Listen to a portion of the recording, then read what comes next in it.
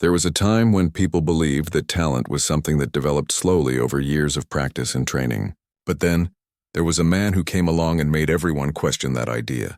He didn't come from a well-known family of musicians. He wasn't trained in any famous conservatories. Yet, he stepped into the spotlight and played the piano in a way that stunned even the most experienced professionals. It all started on an ordinary evening in Vienna. At one of the most famous concert halls in the world, the audience was expecting nothing out of the ordinary, but what they got was extraordinary. A man, young, unknown, and quiet, walked onto the stage, sat at the grand piano, and began to play. The moment his fingers touched the keys, the room seemed to hold its breath. The music flowed effortlessly, weaving through the hall like a stream, so beautiful, so flawless, that the crowd sat in stunned silence. When the piece ended, the applause was immediate, but it wasn't just the usual polite clapping. This was a standing ovation, a rare and powerful thing. People couldn't believe what they had just witnessed. How could someone who had never been on the public stage before play so perfectly, so emotionally? The music was full of depth, technical precision, and soul. Everything you would expect from a pianist who had spent years studying under the best teachers in the world. But this pianist, had no such background. At least that's what he told the media. The man's name was soon on everyone's lips. He became an instant sensation, a piano genius as the media dubbed him. Articles started popping up everywhere. Interviews were lined up and concert invitations flooded in. Within weeks, he was the hottest topic in classical music. Critics who had seen it all and heard it all were left speechless. How had this man with no known history come to play the piano as if he had been born for it? The more people learned about him, the more questions seemed to arise. His name, his story, and his background, nothing added up. There were no records of him as a child prodigy. No reports of him performing anywhere, not even a local concert hall before that night in Vienna. It was as if he had appeared from thin air. He spoke very little about his past, choosing to focus entirely on his music. The more he played, the more people asked, who was he really? Rumors began to swirl. Some believed that his sudden appearance was no accident. Was it possible that this man was not who he said he was? Perhaps he was an imposter, someone pretending to be a genius for fame and fortune. His ability to capture the attention of the world so quickly seemed almost too perfect. No one could deny his skill on the piano. But were the questions surrounding his identity a sign of something darker? Was he a true genius, or was he just incredibly good at pretending? Meanwhile, fans and critics were divided. Some couldn't care less about his past. They loved his music, and that was all that mattered. To them, it didn't matter if he had studied at a conservatory or not. What mattered was that he could play. Others, however, felt uneasy. There was something unsettling about how little they knew about him. How could someone be this good without the kind of training that other great pianists had gone through? It wasn't long before a few musicians, especially those who had spent their lives in the world of classical music, began to express doubts. One of them, a well-respected concert pianist, noticed something strange. When she listened to his performances, she heard echoes of famous pianists from the past. The way he played certain pieces reminded her of a particular style, almost like he was borrowing from someone else. It was subtle, but it was there. She couldn't ignore it. Could it be that he was simply mimicking someone else's playing style? Was he really creating these performances on his own? Or was he simply copying the greats? Despite these growing concerns, the media continued to celebrate him as a genius. He was in demand everywhere, performing on stage, appearing on TV shows, and being interviewed by top journalists. It seemed like the world couldn't get enough of him. But there were still those who couldn't shake the feeling that something wasn't quite right. The more they learned about his story, the more questions piled up. One of the most puzzling things about him was how little anyone knew about his life before his rise to fame. There were no childhood pictures of him with a piano, no stories of him practicing for hours on end, no teachers who could say they had mentored him. The more people tried to dig into his past, the more it seemed like he had popped out of nowhere. People began to wonder, was this young man a musical prodigy, or was he simply a well-trained actor playing a role? A few music critics started to dig deeper. They began to search for clues in his performances. They listened carefully, trying to find signs that he was imitating someone else's work. And the more they searched, the more they started to find strange similarities with the music of a long-forgotten pianist who had disappeared years ago. This pianist, Lucas Kavanaugh had been a well-known figure in the music world years before Alexei's rise to fame. But Kavanaugh had vanished from the public eye under mysterious circumstances. No one knew where he had gone, or if he had stopped playing altogether. His compositions were still talked about, but they had never quite caught on in the way that some of the other great musicians' works had. As more and more people dug into Alexei's past, they began to wonder, was it possible that Alexei was really Lucas Kavanaugh? Had he somehow disappeared from the public eye only to return under a new name, pretending to be a fresh young talent? Or was Alexei a completely different person? Someone who had simply studied Kavanaugh's music so thoroughly that his style seemed eerily similar. Despite all the questions and the rumors, Alexei never addressed the accusations directly. He continued to perform, to mesmerize audiences, and to turn down interviews that focused too much on his past. He always kept the spotlight on his music, and as long as he played, the crowd loved him. But in the background, the whispers kept growing. There were more and more people who began to wonder if they had been tricked. The story of the piano genius was starting to feel less like a fairy tale and more like a mystery that needed to be solved. Could he be the real deal? Or was he just a clever imposter playing a part that was too good to be true? As the controversy grew, so did Alexei's fame. With every concert, more and more people came to see the young pianist. But with every new performance, the doubt grew stronger. The question on everyone's mind was simple. Was he really a genius, or was he just an expert imitator? And the more people watched him play, the harder it became to tell. For now, the world was willing to give him the benefit of the doubt. But in the back of their minds, there was a nagging feeling that this story wasn't as straightforward as it seemed. Alexei had become a mystery that everyone wanted to solve. The mystery surrounding the young pianist, now known as the piano genius, began to grow with each passing day. People couldn't stop talking about him, but as the world celebrated his talent, more and more people started to ask difficult questions. Where had he come from? Who was he really? The more attention he gained, the more scrutiny followed, and that only seemed to make the puzzle even harder to solve. Alexei was more than willing to step into the spotlight. He had embraced his fame wholeheartedly, accepting invitations to concerts, interviews, and TV appearances. But when it came to talking about his past, he kept a tight lid on things. He would answer questions with vague comments, brushing off anything that felt too personal. It was clear he wasn't eager to share the details of his early life. For someone who could play the piano with such raw emotion and skill, it seemed odd that he would be so guarded about something as simple as his upbringing. Most of the public believed in the magic of his music. They were enchanted by the way his fingers danced across the keys, creating sounds that seemed to carry the weight of centuries. But there were always a few who found something unsettling about the whole situation. How could someone so good, so fast, become famous without any real history? Was he hiding something, or had he simply emerged out of nowhere? A rare talent that no one had discovered before.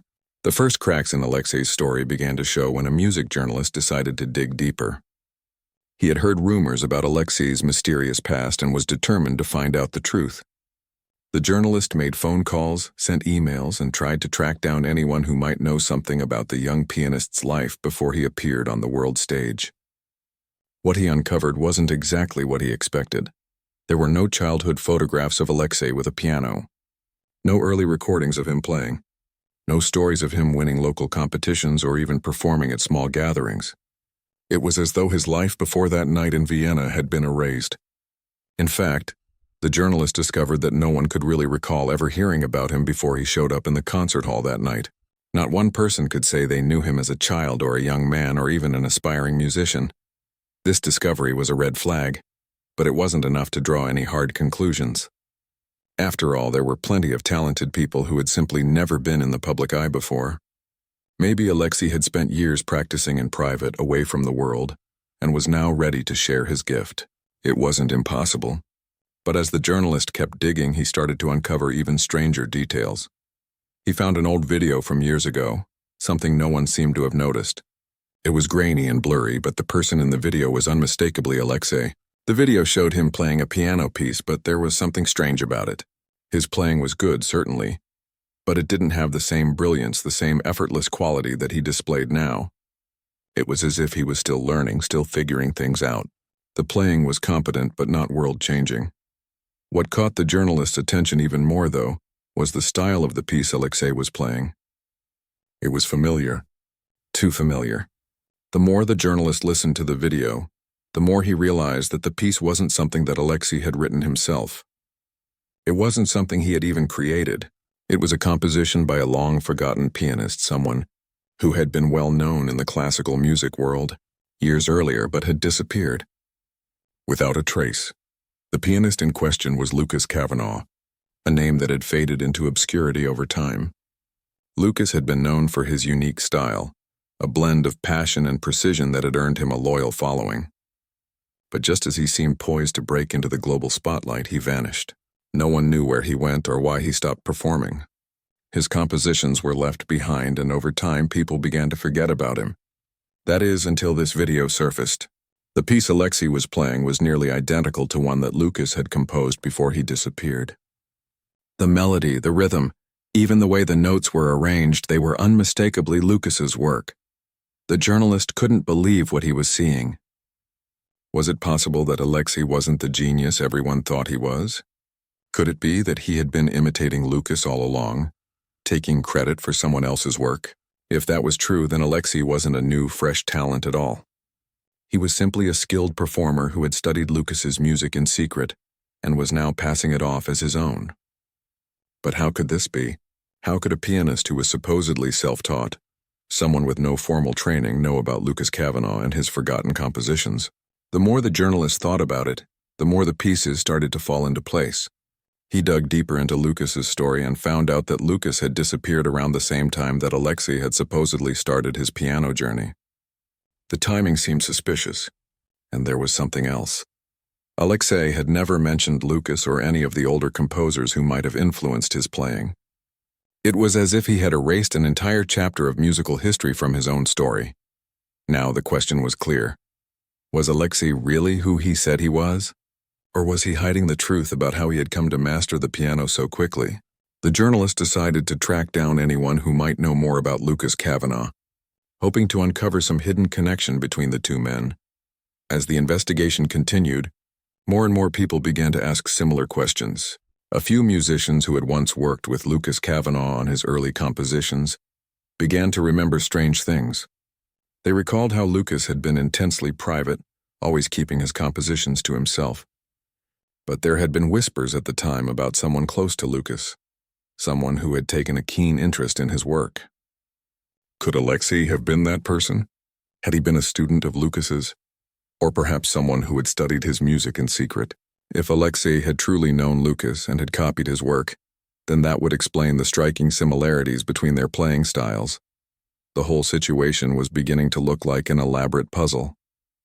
On the one hand, Alexei had built a reputation as a virtuoso, captivating audiences with his technical brilliance and emotional depth. But on the other hand, there were these troubling signs that suggested he wasn't quite as original as everyone had thought. In a world where the pursuit of perfection often comes with a price, Alexei's story was becoming more complicated by the day. Was he a true genius, a musician whose talent had bloomed out of nowhere? Or was he simply an expert imitator, using the work of a forgotten composer to create the illusion of brilliance? The lines were starting to blur. For now, Alexei remained silent, keeping his past hidden from public view. He continued to perform, each concert earning him new admirers and more fame. The world wanted to believe in him, to believe that he was a once-in-a-lifetime talent. But behind the applause, the whispers were getting louder. Was the world being duped? Or had they really discovered a new musical prodigy? The truth, it seemed, was still just out of reach. And so the mystery continued. The world was left to wonder whether the pianist on stage was truly a genius, or a man with a secret. The deeper the investigation went, the more complicated everything seemed. The questions surrounding Alexei's past were no longer just whispers in the background. They were growing louder, clearer, and more urgent. The journalist who had first uncovered the old video of Alexei playing a piece by Lucas Cavanaugh didn't stop there. He knew he had to go further. He was on the trail of something big, something that could shake the very foundation of Alexei's rise to fame.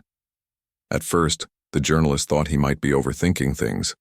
After all, it wasn't impossible for a young pianist to emerge out of nowhere and play with incredible skill. But as the pieces of the puzzle started to align, He couldn't ignore the feeling that something wasn't right. How could a man who had no public history suddenly play with such precision, such depth, without any training or experience? How had Alexei gone from an unknown figure to one of the most famous musicians in the world in such a short amount of time? The journalist wasn't alone in his suspicions. One of the top music critics, who had been attending Alexei's concert since his debut, started to question the authenticity of his performances. The critic, who had seen many famous pianists in their prime, noticed something odd in the way Alexei played. It wasn't that his performances were bad, they were extraordinary. But there was something strange in the way Alexei approached certain pieces, especially the ones that Lucas Kavanaugh had been known for. There was a familiarity in his style, a kind of echo, as if Alexei were trying to bring something from the past into the present.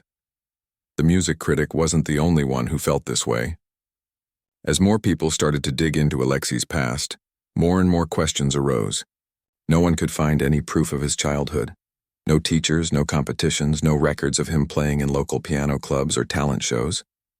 There were no family members or childhood friends who could speak about him. It was as if Alexei had appeared out of nowhere, as though he had simply materialized one day to play for the world. The journalist began calling around, asking anyone who might have known something about Alexei before he became famous. The more he called, the more unsettling the answers became.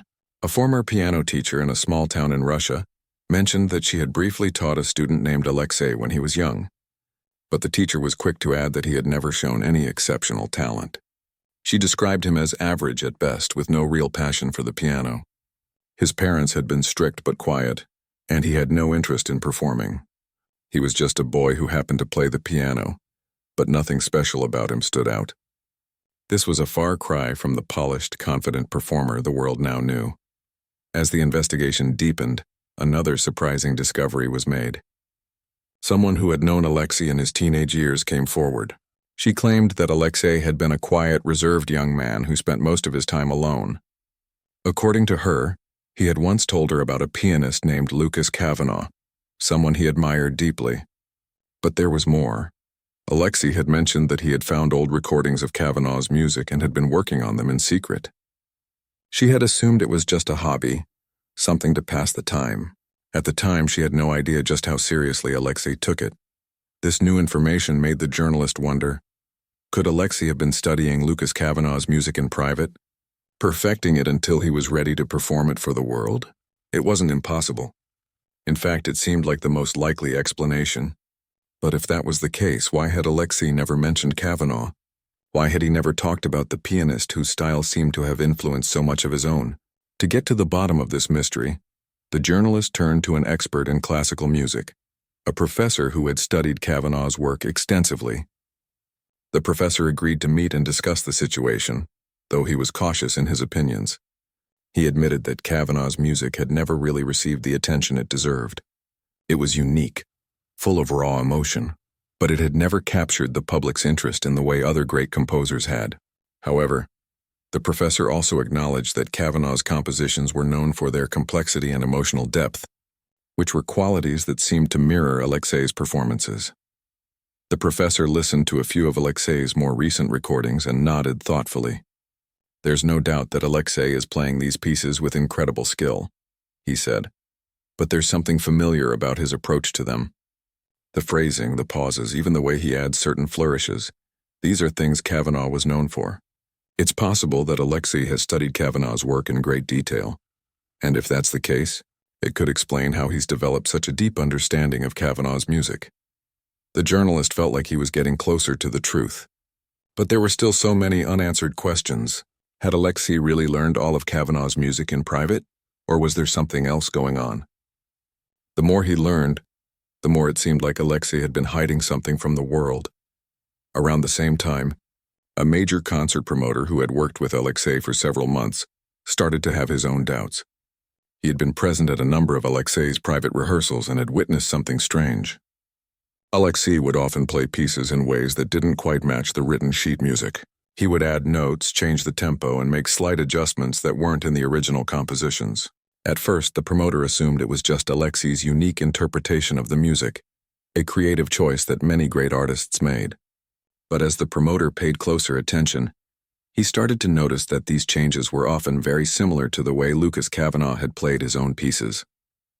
In fact, the more he thought about it, the more it seemed like Alexei was adapting Kavanaugh's music rather than composing it himself.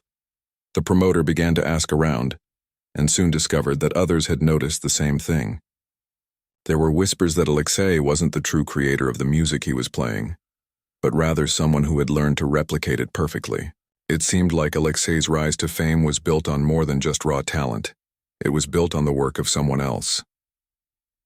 As the months went by, the questions surrounding Alexei grew louder. The more people learned about Lucas Kavanaugh's mysterious disappearance, the more they started to connect the dots. Some began to believe that Alexei was not a self-taught genius, but a man who had spent years studying and perfecting Kavanaugh's work in secret. But if that was true, then who was the real genius? Alexei, who had brought Kavanaugh's music back to life, or Kavanaugh, who had created it in the first place? The tension in the classical music world was palpable. On one hand, Alexei's performances were still breathtaking. He continued to wow audiences with his technical skill and emotional depth. But on the other hand, there was this growing sense that the man behind the music might not be as authentic as he seemed. His rise to fame was starting to feel like a carefully constructed story, one that might not be entirely true. As the investigation continued, more and more people began to question whether Alexei was a true genius or simply a skilled performer who had learned to imitate the greats.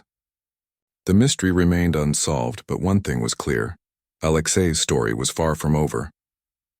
As the days passed, the questions surrounding Alexei only grew louder. The media was relentless, digging deeper into his past, and the pressure on him seemed to grow with each new revelation. Fans who once idolized him began to wonder if they had been deceived, and the critics who had once hailed him as a new genius in the classical music world were now more cautious in their praise. Some were even calling for answers, demanding that Alexei finally reveal the truth about where he came from and how he had become so skilled at playing the piano.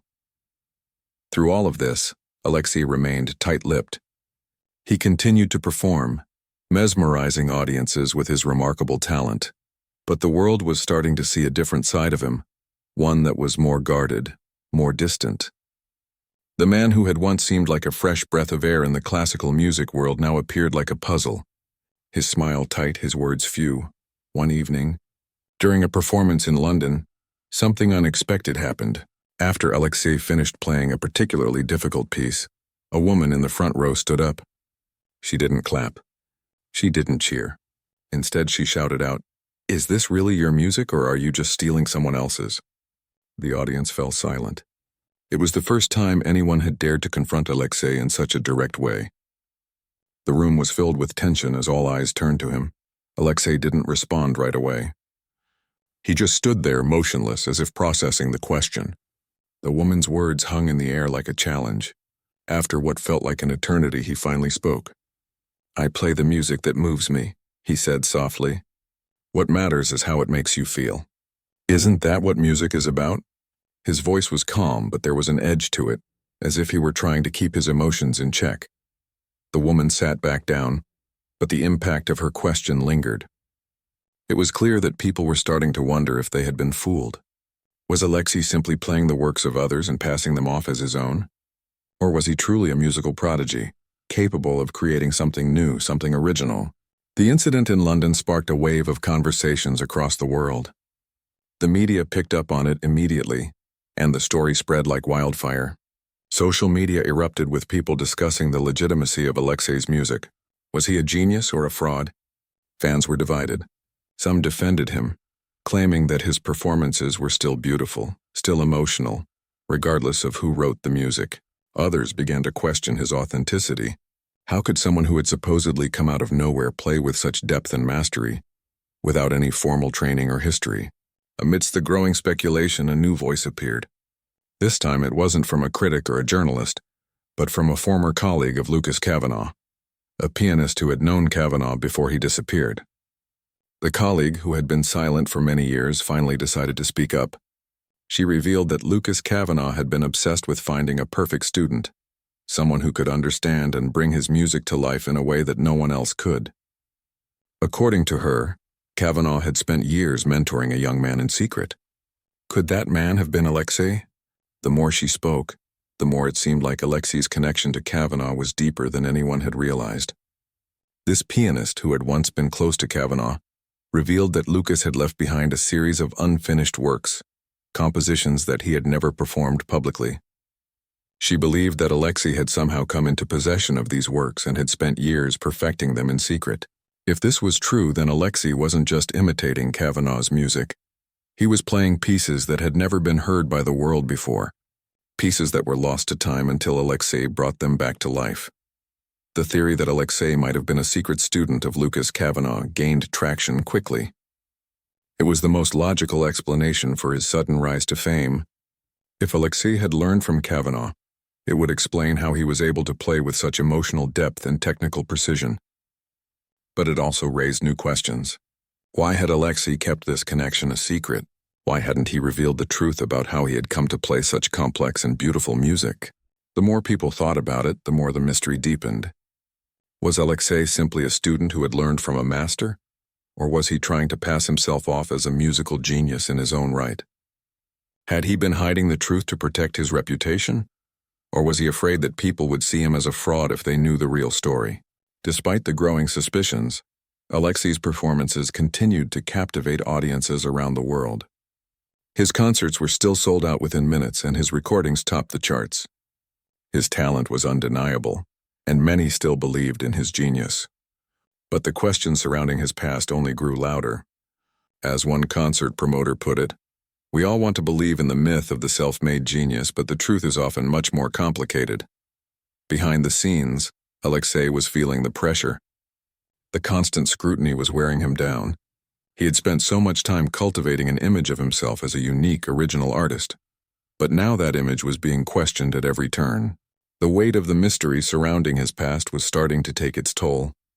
He felt trapped, unable to speak openly about his connection to Lucas Kavanaugh without risking everything he had worked for.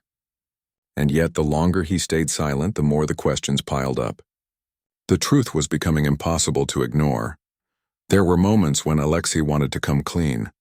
He wanted to tell the world that he had indeed studied Kavanaugh's music, that he had spent years learning the compositions that had never been performed, and that he was simply trying to bring those lost works back to life. But every time he thought about revealing the truth, doubt crept in. Would people still love his music if they knew he wasn't the sole creator? Would they see him as a genius or just a clever imposter? The fear of being exposed as a fraud was a constant presence in his mind, and it kept him from speaking up.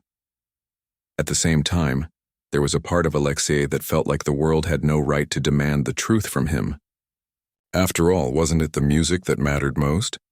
If people enjoyed his performances, if they were moved by his playing, wasn't that enough? But deep down he knew that the world's love for his music came with an expectation of authenticity. And now, with the truth slowly leaking out, that authenticity was being called into question. As the pressure continued to build, Alexei faced a difficult decision. Would he continue to keep his secret, allowing the rumors and doubts to swirl around him? Or would he come forward and risk everything in order to clear his name? Either way, it seemed that the world would never look at him the same way again. The mystery of Alexei's past had become more than just a question of his musical ability. It had become a question of identity, of trust, and of what it really meant to be a true artist. And as the world waited for an answer, Alexei was left to wonder if the truth would set him free, or destroy everything he had worked so hard to build. As the months passed, the mystery of Alexei's past began to consume him. The whispers of doubt continued to grow louder, and the pressure to confront the truth felt heavier with each passing day. His concerts were still packed, his music still resonated with millions, but the weight of the secret he was carrying was becoming too much to bear. Alexei had never imagined that his rise to fame would come with so many complications. He had worked tirelessly to create a public persona as a self-made genius, someone who had risen from obscurity to become one of the most celebrated pianists of his generation. But now, with the world questioning his authenticity, that persona was starting to crack. In the quiet moments between performances, when he was alone with his thoughts, Alexei wondered if he could ever escape the shadow of the truth. The more he tried to ignore it, the more it seemed to consume him. Every note he played on stage, every applause he received, felt like it was built on a foundation of lies. And the more people asked about his past, the more he realized that he could not outrun the truth forever. One evening, after a particularly tense concert in New York, Alexei was sitting in his dressing room staring at the reflection in the mirror. He had just finished playing a piece by Lucas Cavanaugh, the same composer whose music had sparked so much controversy. The performance had been flawless, as always. The audience had loved it, but all Alexei could think about was the question that had been hanging over him for months. Who am I really? He had spent so long crafting his identity as a musical prodigy, a genius who had emerged from nowhere to captivate the world. But now, with the truth about his connection to Cavanaugh slowly leaking out, Alexei was starting to question whether that identity was truly his own. If he had learned from Cavanaugh, if he had spent years studying the music of a forgotten composer, then who was the real genius, him or Cavanaugh? The question gnawed at him. Was he a true artist or just a skilled performer who had learned to imitate someone else's work? And if he was just imitating, could he still call himself a genius? Was it enough to perform with emotion and precision? Or did true genius lie in creating something new, something original? As Alexei sat there in his dressing room, the weight of these questions felt overwhelming. He knew that he couldn't keep running from the truth. The world was demanding answers, and he couldn't hide forever. But there was also a fear inside him, a fear of losing everything he had worked so hard for. If he admitted the truth, would people still respect him? Would they still love his music? Or would they see him as a fraud, a man who had built his career on someone else's work? It wasn't just the public that Alexei was worried about. There were people in his inner circle who had begun to ask tough questions, too. Some of his closest colleagues in the music world were starting to whisper among themselves. They had seen the similarities between Alexei's playing and Cavanaugh's compositions, and some of them were beginning to suspect that Alexei had been hiding something. But Alexei didn't know how to tell them the truth. How could he explain that his rise to fame hadn't been the result of pure genius, but rather a combination of talent and the hidden works of another? As the pressure mounted, Alexei found himself more and more isolated. He no longer had the carefree joy he once felt when playing the piano. Every note seemed weighed down by the burden of his secret. He was still performing, still captivating audiences, but the thrill of being on stage had started to fade. He no longer felt like he was playing for the love of music.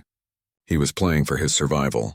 Every concert, every performance felt like another chance to prove to the world that he wasn't a fraud.